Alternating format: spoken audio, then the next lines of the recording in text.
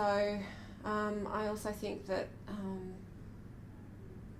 practitioners who are involved in that feel that, and they feel the difficulty of wanting to provide a service to people that is caring, they get into this profession because they feel it's a calling.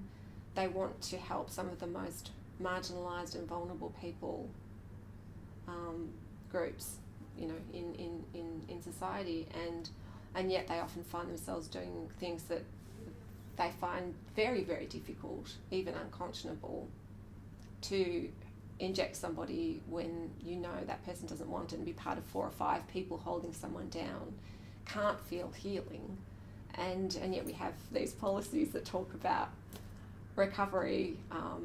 Clearly these are not recovery practices. You cannot say that they are. They interfere with a person's autonomy, and when someone interferes with another person's autonomy at that level, it does something to them too. So there's an ethical person is put in ethical peril when they do that to another person. So where does that go?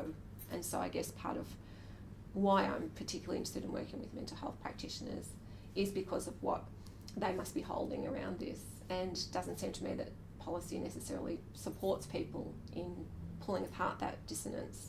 That, one of the first steps is simply to stand back and acknowledge that this actually happens, to not paper over it and say we're doing recovery, but to actually sit with what it is we're doing, just be really honest about what we're doing. To me, that's the starting point.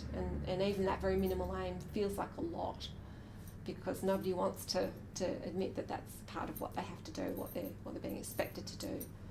And whether or not it's saving people's lives, I think we still have to stop and count that. We have to count the trauma that it causes people providing that service, and also the people who are on the receiving end of involuntary treatment.